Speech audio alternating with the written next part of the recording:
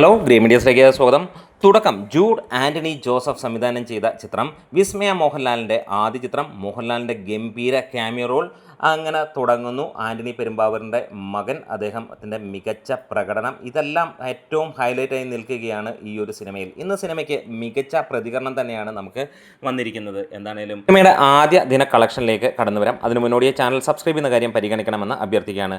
ഇന്ന് സിനിമയ്ക്ക് ഇതുവരെ 1095 ഷോകൾ ചാർട്ട് ചെയ്യപ്പെട്ടു എന്നുള്ളതാണ് ട്രാക്കേഴ്സ് പുറത്തുവിടുന്ന കണക്കുകൾ. ഇതുവരെ ട്രാക്കിങ്ങിലൂടെ മാത്രം 1,71,00,000 രൂപ കടന്നിരിക്കുന്നു. അതായത് സിനിമ നമുക്ക് കാണാൻ കഴിയുന്നു 2 കോടിക്ക് മുകളിൽ ഇന്ന് വൈകുന്നേരം 8 മണി വരെയുള്ള കളക്ഷനിൽ വന്നിരിക്കുന്നു. അതായത് ഇന്ന് പ്രതീക്ഷിക്കുന്നത് കേരള ബോക്സ് ഓഫീസിൽ നിന്ന് മാത്രമായി സിനിമ 3 കോടി തൂക്കുമെന്നുള്ളതാണ്. അതേ ഒരു പുതുമുഖ നായികയുടെ ചിത്രത്തിന് ലഭിക്കുന്ന കണക്കാണ് ഇത്, ഓർത്തുകൊള്ളുക.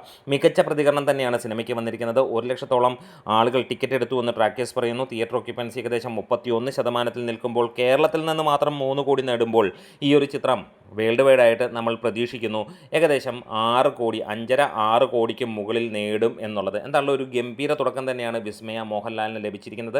മോഹൻലാലിൻ്റെ ശക്തമായ ക്യാമിയോ റോളും കൂടെ വരുമ്പോൾ ആളുകൾ ഇതൊരു ആഘോഷമാക്കുന്ന കാര്യമായി വരുന്നു എന്നുള്ളതാണ്. എന്തായാലും ജൂഡിൻ്റെ ഈ ഒരു ചിത്രം 2018 പോലെ തന്നെ മികച്ച ചിത്രം. അദ്ദേഹം ചെയ്യുന്ന ചിത്രങ്ങളെല്ലാം തന്നെ ഒന്നിനൊന്നിന് മെച്ചമെന്നാണ് നമുക്ക് പറയാനുള്ളത്. അതായത് ഈ ഒരു ദിവസം കഴിഞ്ഞ് ഇനി വരുന്ന ശനി ഞായർ ദിനങ്ങളിൽ ഒരുപക്ഷെ കേരള ബോക്സ് ഓഫീസിൽ നിന്ന് 5 കോടിക്ക് മുകളിൽ നേടിയാലും അത് അത്ഭുതപ്പെടാനൊന്നുമില്ല. കാരണം ഹെവി പോസിറ്റീവ് തന്നെയാണ് സിനിമയ്ക്ക് വന്നിരിക്കുന്ന കാര്യങ്ങൾ. എന്തായാലും കൂടുതൽ അപ്ഡേറ്റുകളും കാര്യങ്ങളുമായിട്ട് വരാം. വീഡിയോസ് ഇഷ്ടമായെങ്കിലും സപ്പോർട്ട് ചെയ്ത് തരണം. Great medias.